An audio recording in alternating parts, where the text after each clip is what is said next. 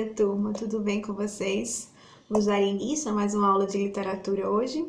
Conto aí com a participação de vocês, espero que está contribuindo com o aprendizado de cada um, certo? Discutindo aí o tema, né, do legado da segunda geração modernista, que a gente já vem debatendo desde a aula anterior. A gente viu aí um grande fenômeno que foi Rubens Braga.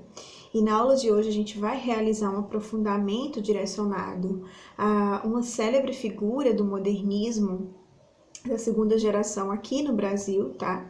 Que vai ser o poeta Carlos Drummond de Andrade, essa figura importantíssima e que deixou um legado gigantesco e riquíssimo pra gente, tá? E para iniciar aí, a gente vai passear aí sobre quem foi Carlos Drummond de Andrade, né?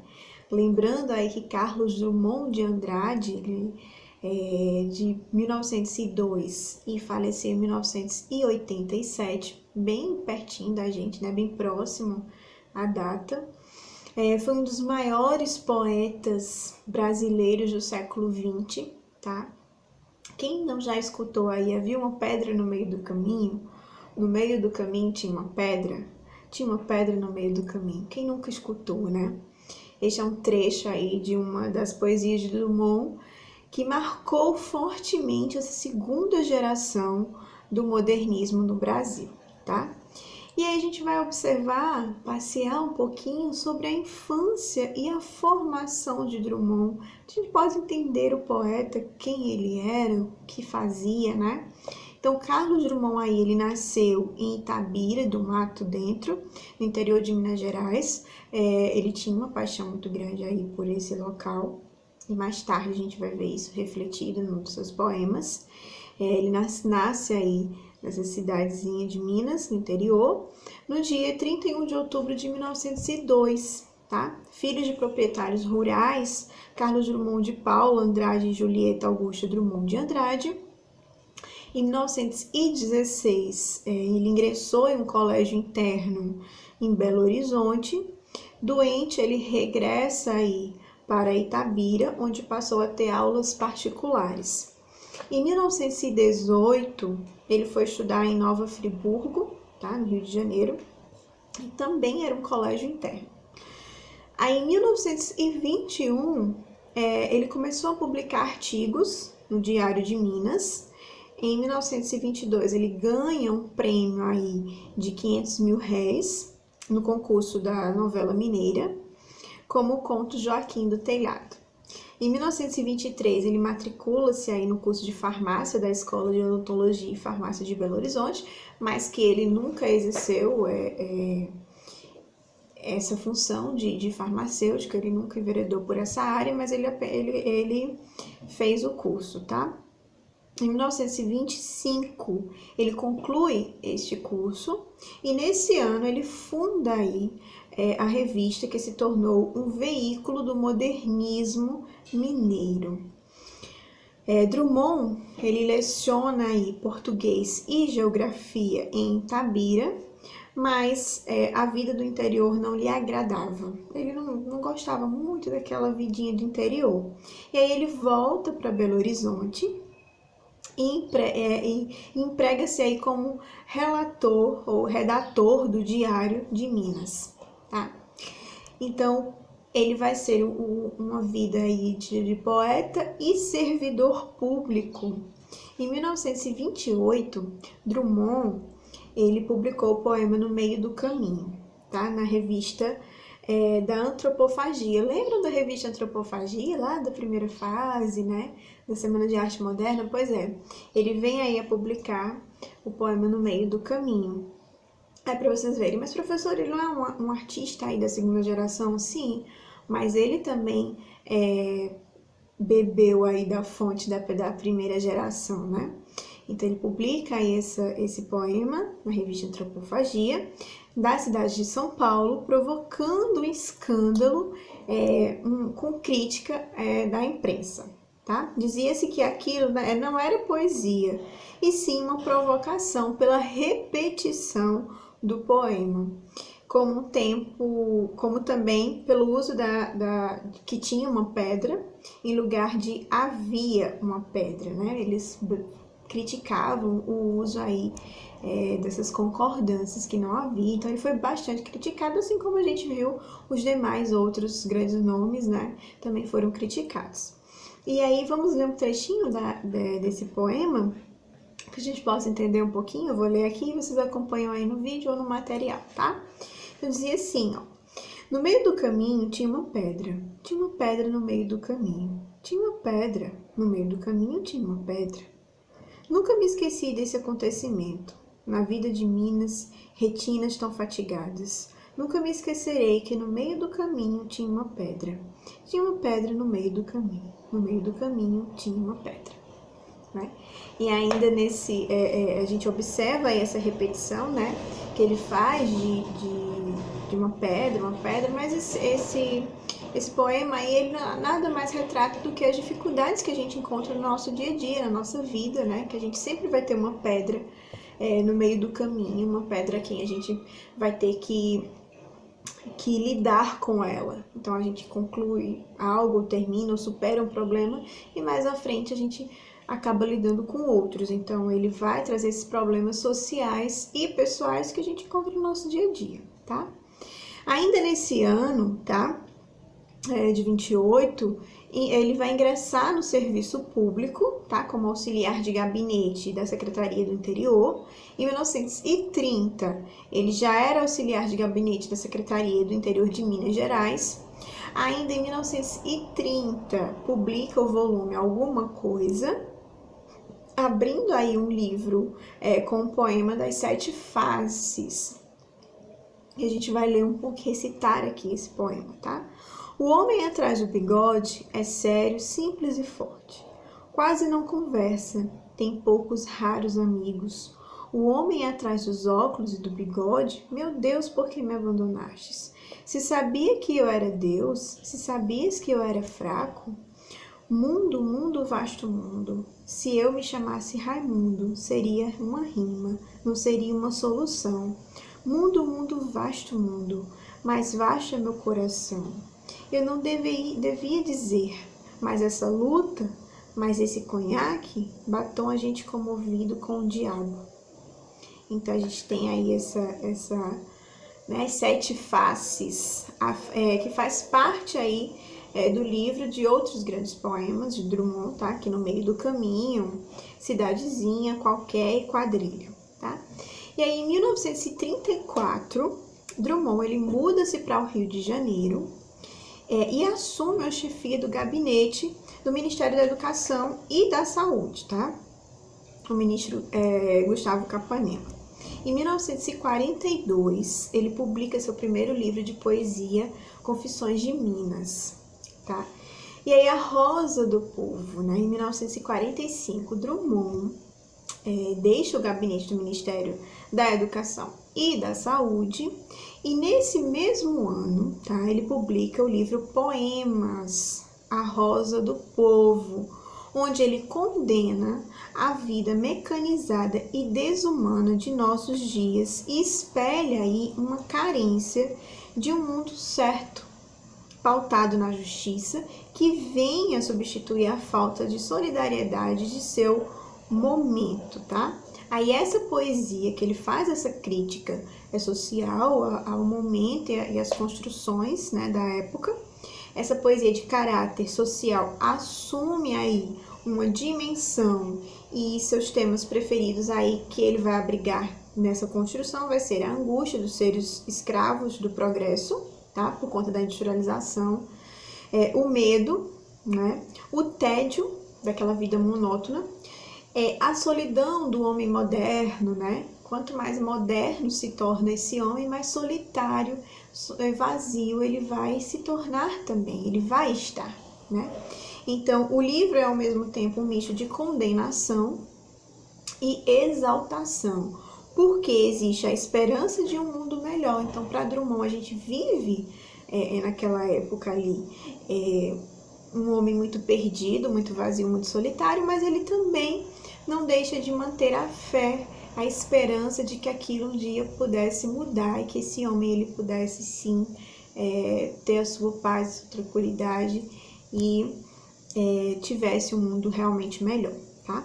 E a gente tem um pequeno fragmento desse livro, tá? Que vocês vão acompanhar aí, que diz o seguinte: uma flor nasce na rua, passem de longe bondes, ônibus, rios de aço do tráfego.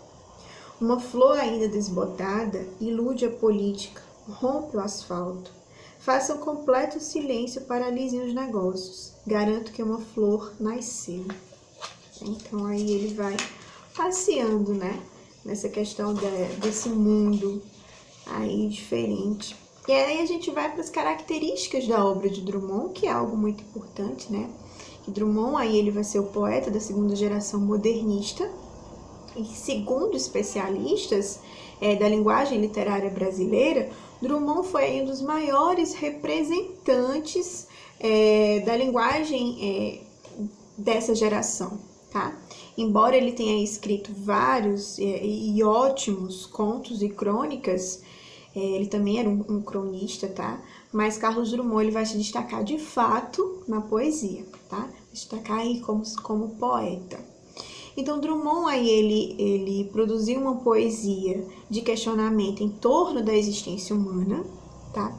Do sentimento de estar no mundo, da inquietação social, da religiosidade, da filosofia e do amor, tá? Então, ele vai passear aí sobre esses temas, ele também vai estar abordando aí a família, a figura do pai dele também vai ser muito importante, dos amigos também, como Oswald Mário, né, Mário Quintana. Então, Drummond ele vai produzir uma poesia de questionamentos em torno da existência humana, como eu falei para vocês, tá? E aí ele vai, o seu estilo poético aí ele é permeado por traços de ironia, tá? De observações do cotidiano, de pessimismo diante da vida e do humor. Então, a gente observa que esse também é um traço de outros artistas dessa época, observar a vida cotidiana e trazer esses temas, abordar esses temas nas suas poesias, nas suas obras, né? Então, Drummond, ele fazia verdadeiros retratos existenciais, tá? E os transformava em poemas incríveis de maestria. Foi também um tradutor de autores como Bilac, Frederico Garcia, Locke, Molière, tá? E aí esses anos de 50, e 60 e 80, a gente vai ter aí, ainda em 1950, Drummond estreia como ficcionista com a obra Contos de Aprendiz. Mas é na poesia que se destaca, tá? Em 1962, ele vai estar se aposentando aí do serviço público, mas a sua produção poética, obviamente, que não vai parar, né? Ele escreve também crônicas para os jornais do Rio de Janeiro em 1967. Para comemorar os 40 anos do poema No Meio do Caminho, Drummond reuniu aí extenso material publicado sobre ele. No volume Uma Pedra no Meio do Caminho, a biografia de um poema. Tá?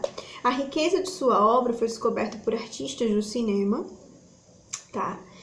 Argumentos de filmes foram tirados dos seus poemas, como O Padre e a Moça de Joaquim Pedro de Andrade, onde a gente tem aí a música popular brasileira, vai adaptar aí vários de seus versos para a melodia, como o poema José, gravado por Paulo Diniz. Os versos de Sonhos de um Sonho foram temas aí, enredo da escola de samba, adaptados por Martinho da Vila.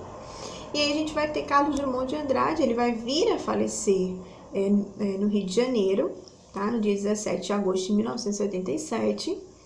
12 dias depois do falecimento de sua filha, a escritora Maria Julieta Drummond de Andrade.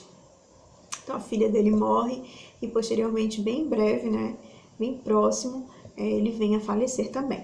Então, vocês observem aí a imagem, né, de Drummond, Carlos Drummond de Andrade, em diferentes momentos da sua vida, ele quando mais jovem, se formando, e ele já mais velho, tá? Então, vamos analisar o poema de Drummond, né?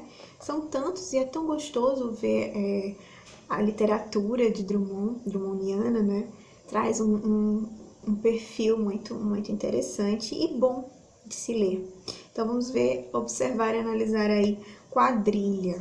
Então diz o seguinte: João amava Teresa, que amava Raimundo, que amava Maria, que amava Joaquim, que amava Lili, que não amava ninguém. João foi para os Estados Unidos, Teresa para o convento, Raimundo morreu de desastre, Maria ficou para a tia. Joaquim suicidou-se, Lili casou-se com João Pintos Fernandes, que não tinha entrado na história. Então observem aí que ele vai trazendo a questão do amor, desse amor aí, que não é aquele amor romântico que a gente vê lá nas outras escolas, né? Mas sim um amor aí que traz as questões sociais do cotidiano mesmo, né? Que você ama uma pessoa que não é correspondido e que acaba tendo outros destinos aí. Então a gente vai para a análise desse poema Quadrilha, né? Com o título Quadrilha. Esta composição parece ser referência à dança europeia, com o mesmo nome que virou tradição nas festas juninas brasileiras. Vestidos de disfarces aí, os casais dançam em grupo, conduzidos por um narrador que propõe várias brincadeiras. Usando essa metáfora, o poema, o amor como uma dança, onde os pares se trocam, onde os desejos se desencontram, né? Como a gente pode analisar no poema. Nos 3 primeiros versos, todas as pessoas mencionadas sofrem de amores não correspondidos, menos Lili, que não amava ninguém. Nos 4 versos finais, descobrimos aí que todos os romances falharam. Todas as pessoas mencionadas acabaram isoladas ou morreram, né? Apenas Lili se casou, porque Lili também não amava ninguém, né? Então, o absurdo da situação parece ser uma sátira sobre a dificuldade de encontrar um amor verdadeiro e correspondido. Como se fosse um jogo de sorte, apenas um dos elementos é contemplado com um final feliz, aquele que não ama ninguém e que consegue aí ter uma vida plena, né? E consegue encontrar de fato no final uma pessoa que ame e que tenha um final feliz. A gente tem outro poema aí bem conhecido, lembrando que esses poemas que a gente está fazendo análise aqui, eles são poemas que são bem cobrados no Enem, o Enem sempre coloca, tá? E José é um deles. E quem não escutou José, né? Vamos analisá-lo? Diz o seguinte: E agora, José? A festa acabou, a luz apagou, o povo sumiu, a noite esfriou. E agora, José? E agora você? Você que é sem nome, que zomba dos outros, você que faz versos, que ama, protesta. E agora, José?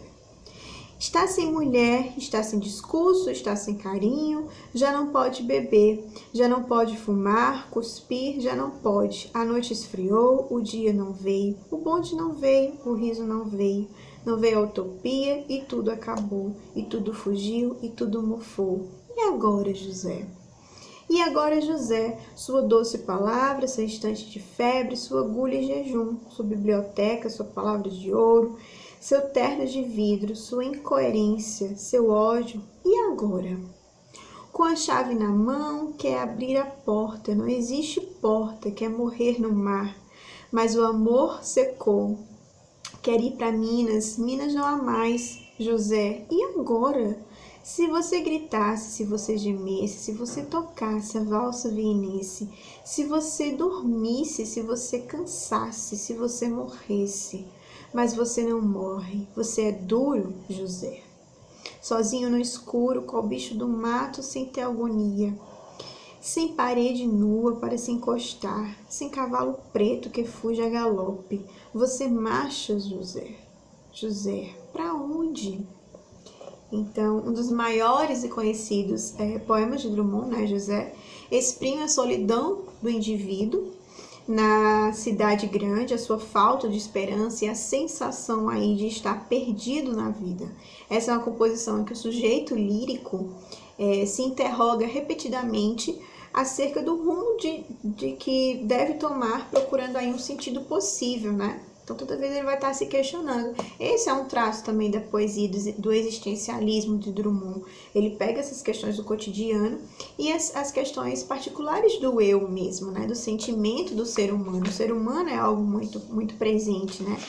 Então, este é um nome muito comum na língua portuguesa, José, né? Que pode ser entendido como sujeito coletivo, simbolizando um povo, que representa a voz do povo, né? Assim, parecemos estar presente da realidade de muitos brasileiros que superam aí inúmeras privações e batalhas dia após dia por um futuro melhor.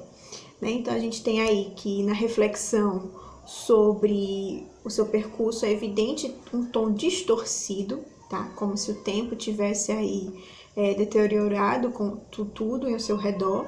O que fica nítido também as formas verbais como acabou, fugiu, mofou, listando possíveis soluções ou saídas para a situação atual. Então a gente percebe que nenhuma delas funcionaria. Nem mesmo o passado aí ou a morte surge como refúgios. Contudo, o sujeito, né, assume a própria força e resiliência. Você é duro, José. Né? Então, sozinho, sem a ajuda de Deus ou apoio dos homens, ele continuava aí vivo e seguindo em frente, mesmo sem saber para onde ele ia. Então, isso é algo que é inato do ser humano. Né? A gente tem esses problemas na nossa vida, mas a gente continua firme e forte aí na luta de uma forma resiliente, de uma forma que a gente se reinventa. Né? E o título de José, aí, como eu falei para vocês, sujeito coletivo, que representa a figura do povo brasileiro, um nome muito comum aqui, tá? E aí a gente tem outro poeminha também de Drummond para estar analisando, tá? Se fosse analisar várias obras dele que são fantásticas, mas aí a gente vai analisar o poema aí dele, Amar, tá? Que é outro tema que ele trabalha bastante, que é a questão do amor, tá? Então diz o seguinte: que pode uma criatura senão, entre as criaturas, amar? Amar e esquecer, amar e mal amar. Amar, desamar, amar, sempre e até de olhos vidrados, amar. Que pode, pergunto, ser amoroso sozinho em rotação universal, se não rodar também e amar. Amar o que o mar traz à praia, o que ele sepulta e o que, na brisa marinha, é sal ou precisão de amor ou simples ânsia. Amor solenemente às palmas do deserto, o que entrega a adoção expectante. E amar o inóspito, o cru. Um vaso sem flor, o chão sem ferro e o peito interte. E a rua vistas em sonho, em uma ave de rapina. Este nosso destino, o amor sem conta, distribuído pelas coisas pérfidas ou nulas, doação ilimitada a uma completa ingratidão. E na concha vazia do amor, procura medrosa, paciente, de mais e mais amor.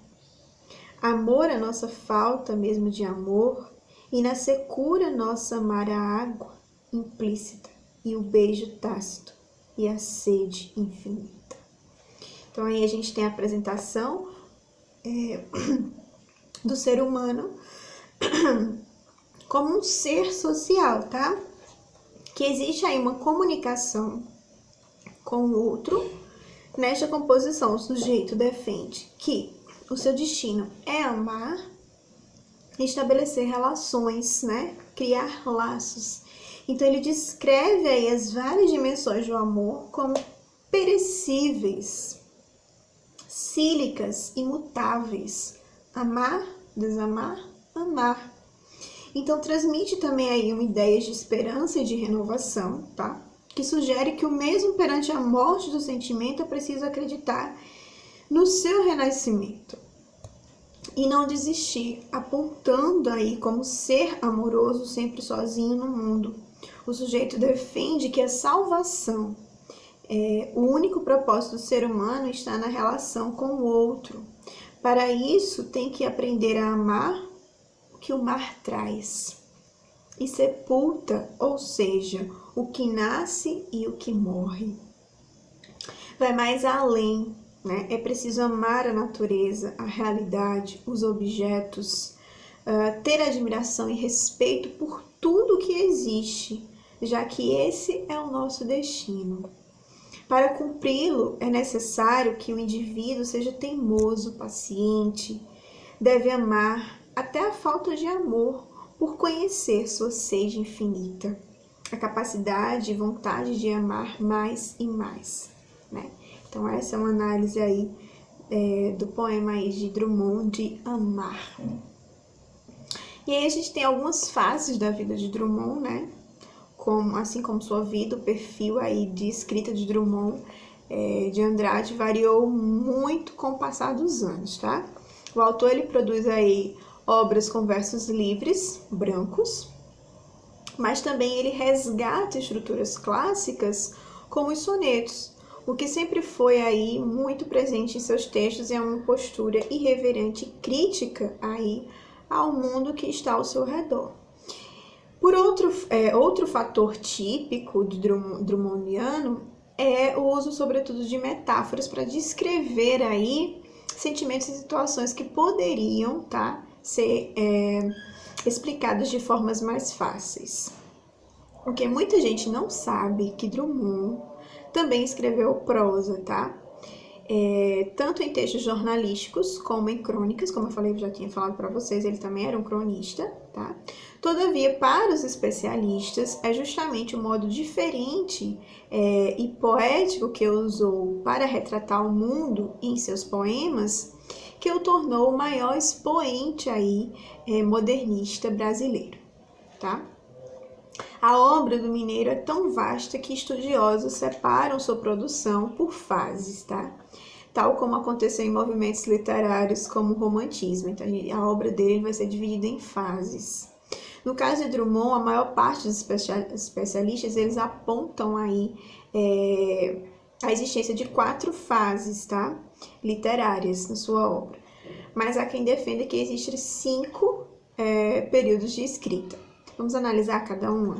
Tem a primeira fase drummondiana aí, que vai ser a fase do Gauche, que ocorreu nos anos de 1930. Características marcantes são o uso da ironia, o coloquialismo, os versos livres, a concisão do uso do humor como forma de crítica e descrever determinadas situações. Outro ponto aí essencial vai ser os poemas dessa época e o gauchismo, tá? Ou gauche, em francês significa esquerda, mas o termo não está relacionado apenas às crenças políticas do literário, mas outros aspectos que fazem parte do conceito, que são aí o pessimismo, o isolamento, a reflexão, o existencialismo e a dificuldade de comunicar com o que está ao seu redor, tá? A segunda fase drummondiana, ou fase social, que vai ocorrer aí em 1940 a 45, são características marcantes aí, são os engajamentos líricos, tá? Os questionamentos sociais, a metalinguagem, que são os poemas sobre o próprio poema, quando ele vai criar um poema, explicar e falar sobre esse poema no próprio poema, que é algo muito comum de Drummond, tá? E aí a gente vai ter o uso de formas livres, tá? Introdução dos poemas como estruturas tradicionais. A terceira fase aí, ou fase ou não, né? Ocorreu nas décadas de 1950 a 60, tá? Que naquele período aí o autor ele vai escrever poemas mais eruditos e complexos, tá? Que extrapolavam aí questões filosóficas e existenciais, tais como a memória, a morte, o tempo. Além disso, é possível notar também a valorização do formato do texto, tá? Que são utilizados como recursos fônicos e visuais que proporcionam uma experiência quase sinestésica, tá? A quarta fase drummondiana, ou fase da memória, ocorreu aí nas décadas de 70 e 80, tá? Aqui houve um resgate do humor e da ironia, mas dessa vez está associado ao concretismo contemporâneo. A investigação social e os dilemas da existência continuam presentes no seu texto, tá? E o universo da memória é amplamente explorado. Aí Drummond, ele escreve muito sobre a sua infância e sobre a terra natal Itabira, Minas Gerais. Lembra que eu falei que ele tinha um apreço por essa terra? Então ele vai continuar descrevendo ela aí. E a quinta fase drummondiana, ou fase erótica, tá? Que ocorreu no fim da vida do autor e não tem período de delimitação, pois poucos especialistas defendem essa parte de produção literária do mineiro de fase de fato. Entretanto, quem acredita nesse período aponta aí o erotismo e os textos curtos e características de poemas, tá? Então, observem que a história de Drummond ela é bastante rica, ele tem uma fundamental importância para a nossa literatura modernista da segunda geração, e não só a modernista, como a literatura em si até hoje, né? Bem contemporânea, bem próxima da gente. Então, vocês têm aí alguns exercícios de fixação, tá? Para vocês fixarem o conteúdo e estarem mandando até o final dessa aula ou até o final da tarde. As demais atividades de apostila e módulo, vocês têm 8 dias para entregar. Então, eu vou deixar disponível lá para vocês as páginas e vocês só entregam na próxima aula, tá? Qualquer dúvida sobre esse assunto, sobre o legado de Drummond, eu estou aqui disponível para tirar todas e para ajudar vocês, tá? Então, a gente se vê na próxima semana. Um bom fim de semana aí para vocês e até mais. Tchau, tchau. Se cuidem.